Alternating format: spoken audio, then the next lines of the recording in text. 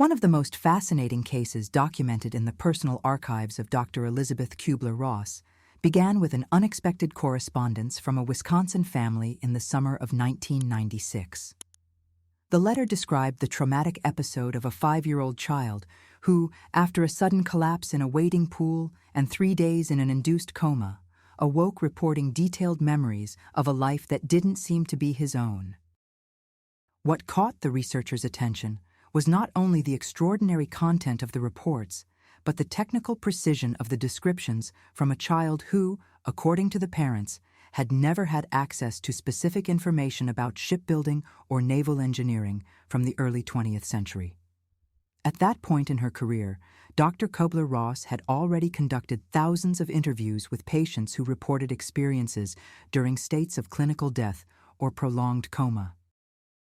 In her Scottsdale, Arizona home, where she maintained an extensive archive of documented cases, she applied the same rigorous methodology to these phenomena that had characterized her decades of research in hospitals like Manhattan State Hospital in New York and La Rabida Children's Hospital in Chicago.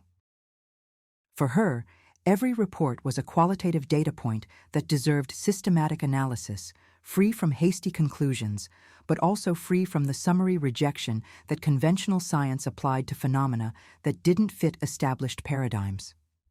The case of Jamey presented elements that the doctor had identified in other patients, but also specific characteristics that made it unique. The child, according to the medical report attached to the correspondence, had been taken to a public park's wading pool in Madison, Wisconsin, on a June afternoon. The parents described a pathological fear of water that the child had displayed since early infancy, refusing to enter bathtubs, crying at the sight of swimming pools, and clinging desperately to his mother whenever near bodies of water. On that particular day, after weeks of gentle encouragement, the boy had finally agreed to try and touch the water with his toe. What followed was documented in the Meriter Hospital medical record in Madison. The moment the child's foot touched the water's surface, witnesses described an immediate and dramatic physical reaction. The boy's body stiffened completely. His lips turned a bluish color characteristic of severe cyanosis, and he fell sideways onto the concrete, entering into generalized tonic-clonic seizures. The on-duty lifeguard, trained in first aid, immediately removed the child from the poolside, while the mother screamed and the father tried to place him on his side to prevent aspiration. The ambulance arrived in less than 8 minutes, and during transit, the paramedic team recorded a body temperature of 40 degrees Celsius, an irregular pulse, and persistent seizure episodes. In the Meriter Hospital emergency room, the medical team worked to stabilize the patient. The initial diagnosis was a severe febrile seizure, possibly triggered by severe thermal shock. The pool water was approximately 15 degrees colder than the ambient temperature, and the doctor's theory was that the abrupt contrast, combined with the child's extreme state of anxiety, had triggered a catastrophic neurological reaction. To prevent brain damage and allow the nervous system to stabilize, the decision was made to induce a pharmacological coma. Jamey was intubated, connected to a ventilator, and kept under deep sedation with midazolam and propofol, while monitors continuously recorded his brain activity through electroencephalography. For 72 hours, the parents kept vigil at the bedside in the pediatric intensive care unit. The doctors explained that the child's brain needed time to recover from the trauma and that awakening would be gradual. On the third day, following standard protocol, the medical team began to gradually reduce the sedatives. What happened when Jamey first opened his eyes was recorded by the mother in a diary she had kept since the accident and which would later be shared with Dr. Kübler-Ross. The boy didn't cry upon waking. He didn't call for his mother or father, nor did he display the typical disorientation of patients emerging from an induced coma. His open eyes fixed on the white ceiling of the ICU, and his expression, as the mother described it, was that of a much older person, carrying a burden that didn't belong to a 5-year-old child. In a voice hoarse from the prolonged intubation, but strangely distant and deliberate, he mumbled sentences that the mother instinctively transcribed immediately, sensing that something profoundly abnormal was occurring in that moment. They died first, the boy said, still gazing at the ceiling. Down there in the boiler room, I tried to save them. The ship is sinking. The mother described the feeling as a chill running down her spine, an inexplicable certainty that this wasn't her son's voice, but that of another person speaking through him. The father, initially relieved to see his son awake, was unsettled by the coldness in the tone and the specificity of the words. Neither of them immediately connected the phrases to the Titanic. They only registered the strangeness and informed the medical team, who attributed the episode to post-sedation confusion, a common phenomenon in patients emerging from an induced coma. Jamey was discharged 3 days later with a recommendation for outpatient neurological follow-up. The doctors assured the parents that there were no signs of permanent brain damage and that the seizures had likely been an isolated episode related to the thermal shock. What wasn't in the medical records, and what the parents would only gradually notice in the following weeks, was that something had profoundly changed in the child during those 3 days of unconsciousness. A week after returning home, Jamey began to draw. They weren't the typical drawings of a 5-year-old poorly sketched cars or houses with disproportionate windows. He drew, compulsively and with a disturbing level of detail, a large ship. He used crayons, markers, wax pencils, any material he could find. In 2 weeks, he had produced about 50 drawings of the same vessel, always from different angles, always with 4 characteristic smokestacks, always with a meticulous attention to structural details that a child his age shouldn't know or care to depict. The parents watched with growing unease. Jamey drew silently, focused, occasionally muttering to himself as he traced lines representing decks, masts, and lifeboats. When the mother asked what he was drawing, the answer came instantly and without hesitation. "I helped build this ship," the boy said, without lifting his gaze from the paper. "I didn't want it to sink." The mother felt that same chill she'd felt at the hospital again. There was something in the certainty with which he spoke, in the absence of doubt or fantasy in his tone, that didn't seem childlike. She then remembered the strange words upon awakening from the coma about men dying in the boiler room and a sinking ship. That's when she began to suspect the ship in the drawings might be the Titanic. The family had watched the 1997 movie together when it was released. Jamey was only 4 years old and had been interested in the scenes of the ship, but hadn't shown any obsession or asked for technical details. His parents had never discussed the historical tragedy, shipbuilding, or the events of the night of April 14th to 15th, 1912, with him. Yet, the boy was now drawing not only the ship, but also internal details that weren't in the movie, configurations of compartments he couldn't have seen in any source accessible to a child his age. At night, the episodes intensified. Jamey would wake up crying, screaming about men trapped, men he had to save but couldn't reach. "They're down there," he would yell, "in the boiler room. The water is coming in, and I can't help them." The parents would rush to the room, turn on the light, try to calm him, but the boy seemed to be somewhere else, experiencing something that transcended any ordinary nightmare. He spoke in detail about watertight bulkheads, about doors that had to be closed to contain the flooding, about the increasing angle of the deck as the bow sank. They were technical, precise descriptions spoken by a child who could barely read. The mother began documenting everything. She recorded the conversations, photographed the drawings, noted every strange word her son uttered. During one of these drawing sessions, Jamey said something that froze the parents. He was drawing the cross-section of the ship, showing several decks, and murmured, without looking up, "I am Thomas Andrews. I built this ship, and I failed them." The parents didn't recognize the name. They did a quick search online and discovered who Thomas Andrews was, the chief naval architect of the Harland and Wolff shipyard, responsible for the design and construction of the Titanic. Andrews was aboard for the maiden voyage and died in the sinking. Historical accounts state he was last seen in the first-class smoking room, staring fixedly at a painting, having refused a life jacket and seemingly resigned to his fate. Witnesses indicated he spent his final hours helping passengers find the boats and instructing the crew on emergency procedures, particularly concerned about the men working in the engine and boiler rooms on the ship's lower levels. The correspondence that reached Dr. Kübler-Ross included copies of all these drawings, transcripts of Jamey's nocturnal statements, photos of the child drawing with a concentrated and distant expression. The parents explained in the letter that they had sought local psychological help, that therapists had attributed the phenomenon to the trauma of the coma combined with exposure to the movie, but that no conventional explanation seemed to account for the technical specificity and the genuine suffering the boy exhibited. They had read about the doctor's work with near-death experiences and her openness to investigating phenomena that traditional psychiatry dismissed prematurely. When Dr. Kübler-Ross received this correspondence at her Scottsdale home, she was already in her 70s, but maintained the same methodical curiosity that had guided her since her initial studies on the dying process at the University Hospital of Zurich, Switzerland, decades earlier.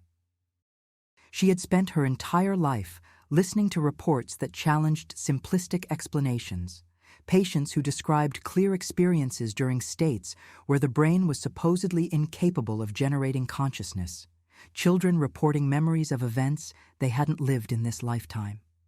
Her method was always the same. First, investigate all possible conventional explanations. In Jamey's case, she immediately considered the neurological hypotheses. Severe febrile seizures and an induced coma could cause memory alterations, temporal confusion, and false recognitions. The temporal lobe, particularly vulnerable during seizure episodes, has been linked to intense déjà vu experiences, inappropriate feelings of familiarity, and, in rare cases, the construction of elaborate narratives that the patient believes to be real memories. The massive release of neurotransmitters during the seizure state, followed by deep sedation, could have created an altered state of consciousness where previously absorbed fragments of information, perhaps from the Titanic movie, were rearranged by the brain into a coherent and vivid narrative. However, this explanation had obvious limitations. Dr. Kübler-Ross noted in her personal observations that the neurological hypothesis couldn't explain the technical precision of the descriptions. Jamey wasn't simply repeating scenes from James Cameron's movie. He was drawing internal configurations of the ship not present in the film, speaking about watertight bulkhead systems with a functional understanding that would be unusual even for adults without shipbuilding training. He showed knowledge of the exact sequence of events during the sinking, about decisions made by Andrews in the final hours, about the specific fate of the men in the boiler rooms. The doctor requested additional details from the family. She wanted to know exactly how much of the movie Jamey had seen, what other exposure he might have had to the Titanic's history, if there were books at home, if the parents or other family members had discussed the topic in his presence. The answer was thorough. The boy had watched approximately 40 minutes of the movie before losing interest, primarily the scenes of the moving ship and some moments of the sinking. There were no books about the Titanic in the house. No family member had a particular interest in the topic. The child wasn't yet attending regular school, only a preschool where the curriculum didn't include naval history or historical disasters. Dr. Kübler-Ross then asked the parents to test Jamey's knowledge more systematically. She suggested asking specific questions about the ship's technical details and recording the answers exactly as given, without correction or interpretation. The parents followed the instruction. They asked how many smokestacks the ship had. Jamey immediately replied, 4, but one was a dummy, only for symmetry and ventilation.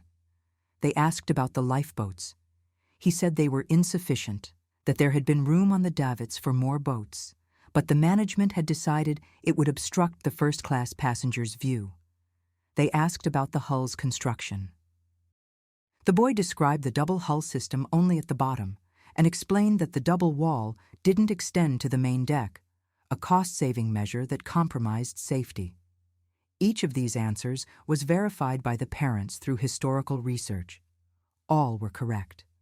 More disturbingly, several of this information were technical details not found in popular sources about the Titanic, but only in specialized documentation about shipbuilding of the era. The fact that the fourth smokestack was non-functional, for example, was a fact known by scholars but rarely mentioned in documentaries or general books. The decision about the lifeboats and the passengers' view was a historical detail documented in the inquiries following the disaster, but nothing a child would find out by watching a movie.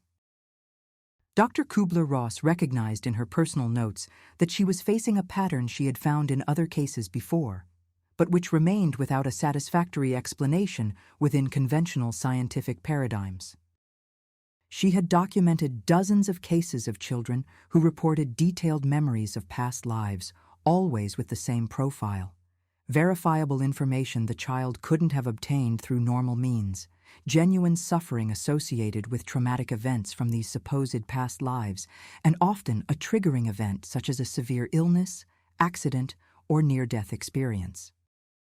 During her years at the University Hospital of Zurich, working with terminally ill patients, she had begun collecting reports of out-of-body experiences during surgeries.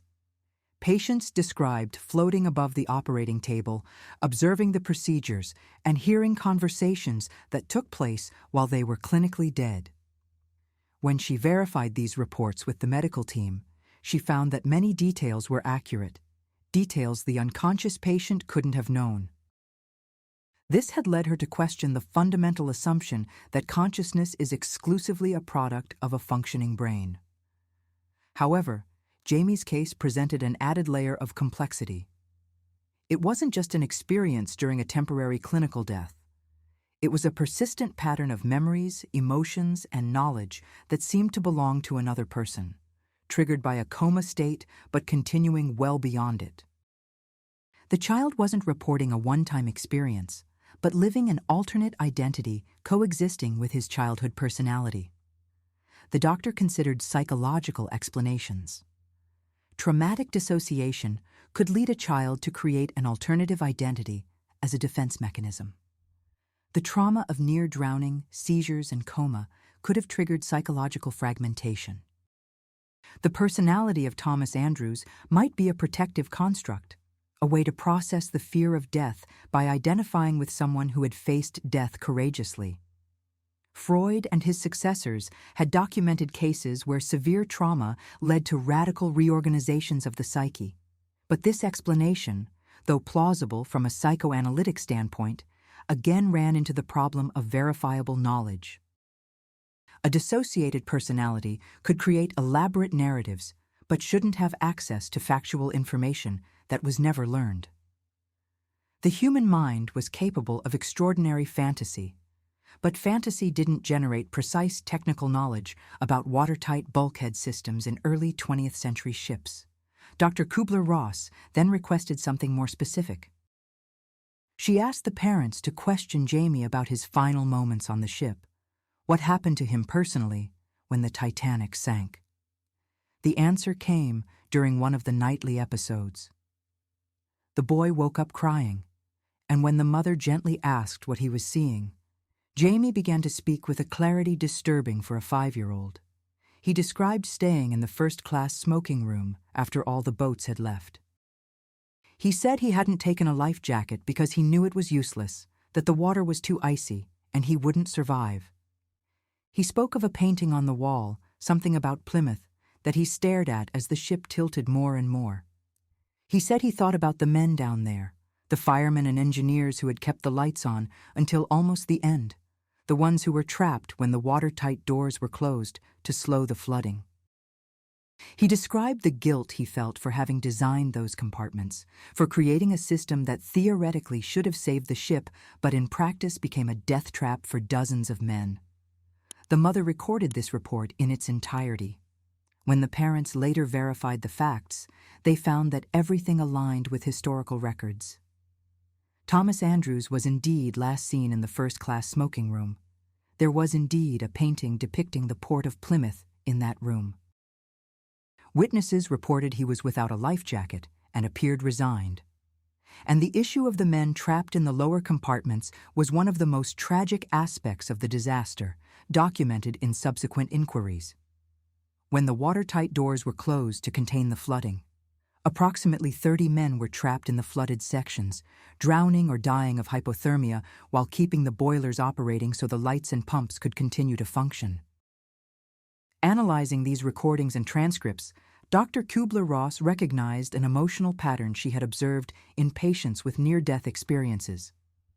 It wasn't just factual knowledge Jamey exhibited, but a specific emotional burden, a kind of existential guilt that didn't seem compatible with the psychology of a 5-year-old child. Children of that age experience guilt in concrete ways, related to immediate transgressions, disobedience, small lies. The guilt Jamey expressed was of a different nature, philosophical and profoundly adult, the guilt of someone who had created something that was supposed to be perfect, but failed catastrophically, costing hundreds of lives. During her years of clinical practice, first in Zurich and then in New York, the doctor had developed a particular sensitivity for distinguishing between childhood fantasy and the genuine account of an experience. Children who make up stories show inconsistencies, changes in details, a willingness to adopt adult suggestions. Children reporting real experiences maintain narrative consistency even with repeated questioning, resist suggestions that contradict their memory, and exhibit emotion appropriate to the reported content. Jamey exhibited this second pattern.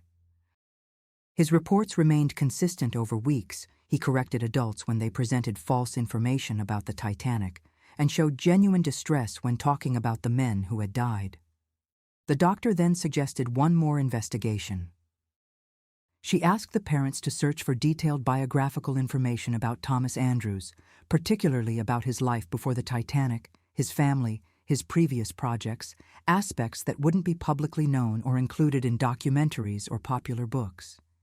If Jamey was truly accessing memories of a past life, he should be able to provide information about Andrews's private life, not just the disaster. The parents followed the instruction. They found that Andrews was born on February 7, 1873, in Comber, Northern Ireland. He had been an engineering apprentice at the Harland and Wolff shipyards in Belfast since age 16.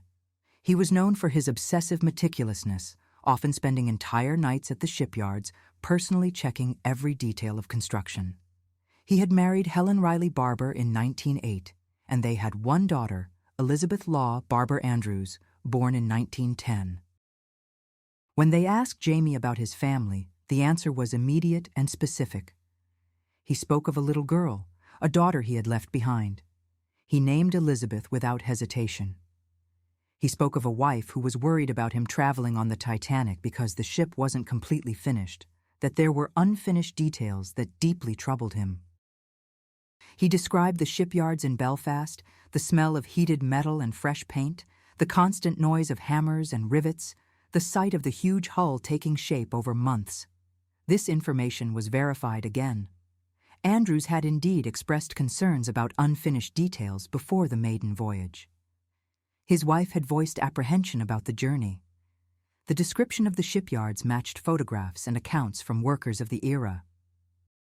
Jamey was providing information that extended far beyond the public knowledge of the catastrophe, delving into the private and professional life of a man who had died more than 80 years earlier.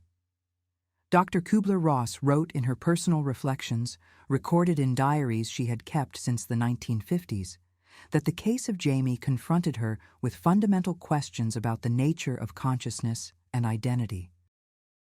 She had dedicated decades to studying the dying process, had been at the side of thousands of patients in their final moments, had heard countless reports of experiences suggesting that consciousness might exist independently of the physical body. But cases like Jamey's raised an even more radical question.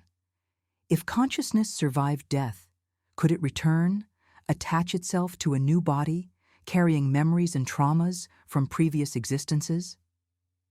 The doctor was too much of a scientist to readily accept the reincarnation hypothesis. Her medical training at the University of Zurich had been rigorous. Her years in psychiatric practice had taught her methodological skepticism. She knew the dangers of hasty interpretations, the human tendency to find patterns where there might only be coincidence. But she had also learned over decades of being confronted with phenomena that conventional science dismissed without proper investigation, that skepticism shouldn't mean automatic rejection of the unexplained. In her correspondence with colleagues at the University of Virginia, particularly with researchers in the Division of Perceptual Studies who investigated similar cases of children with alleged past life memories, the doctor discussed possible mechanisms. One theory suggested that information could be transmitted non-locally through quantum fields or dimensional structures that current physics couldn't detect. Another hypothesis proposed a collective memory, a reservoir of human experience that certain minds might access under specific conditions. A third possibility was the genuine survival of individual consciousness through multiple incarnations, an idea present in philosophical and spiritual traditions across cultures worldwide. Dr. Kübler-Ross had studied these traditions extensively. During trips to Tibet in the 1970s, she had examined texts that described with surprising precision the stages of the dissolution of consciousness during death, stages that matched the reports of her Western patients who had never had contact with Tibetan Buddhism.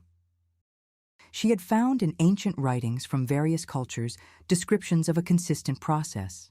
The soul leaves the body, traverses intermediary regions, meets guides or judges, and eventually returns for a new incarnation.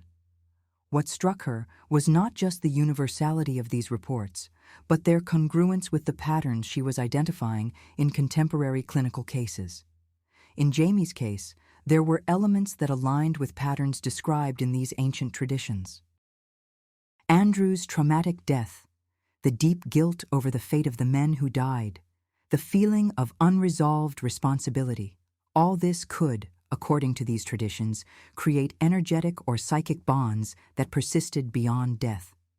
The pathological fear of water Jamey exhibited since early infancy, prior to any known exposure to the Titanic story, could be interpreted as a somatic memory, a trauma inscribed not just in the mind, but in the body itself. The doctor noted in her observations that there was a significant temporal pattern. The episode in the pool, the moment Jamey touched the water and entered seizures followed by coma, seemed to have acted as a trigger. Ancient traditions described how extreme experiences, particularly those that bring a person close to death, could break veils between different layers of consciousness, allowing deeply buried memories to surface. The contact with the cold water, an element directly linked to Andrew's death in the icy Atlantic, might have activated a chain of reactions, not just physical but psychic, that opened access to information stored in normally inaccessible levels of consciousness. During the 3 days in a coma, when Jamey's brain was pharmacologically suppressed, something had happened.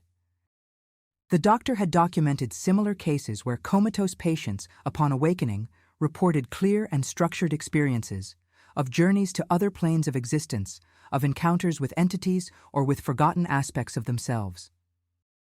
The comatose state, according to some of these ancient traditions, wasn't simply an absence of consciousness, but a state where consciousness was partially detached from the physical body, allowing movement through dimensions usually obscured by ordinary brain activity.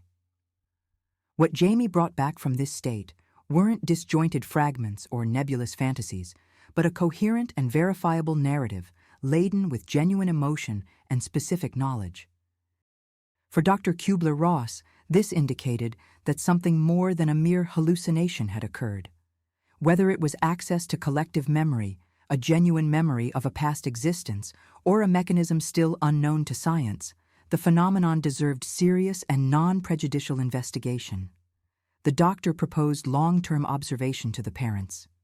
She wanted to monitor whether Jamey's memories would persist, evolve, or eventually fade as the child grew and his current identity solidified. According to patterns she had observed in other cases, children with alleged past life memories usually lost them gradually between the ages of 7 and 10 as the brain matured and the present identity strengthened. It was as if there was a window of time in early childhood where the boundaries between identities were more permeable, gradually closing with neurological development. The parents agreed to keep detailed records. In the following months, Jamey continued to draw the Titanic, but with decreasing frequency. The nightly nightmares became less intense. The child began to develop interests typical of his age, although he retained a deep aversion to bodies of water. By the time he turned 7, the references to Thomas Andrews had significantly diminished. By age 9, he rarely mentioned the ship, and when questioned about the drawings he had made years earlier, he showed a certain embarrassment as if they were the creations of another person.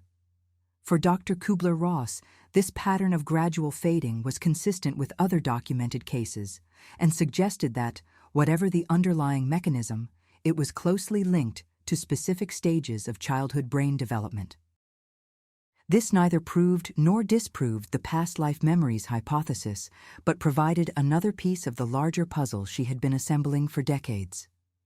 In her final reflections on the case, recorded in a correspondence with colleagues in 1999, the doctor wrote that Jamey represented the kind of phenomenon that science could no longer afford to ignore. There was verifiable information, there were consistent patterns across multiple cases, there was genuine suffering and observable transformation.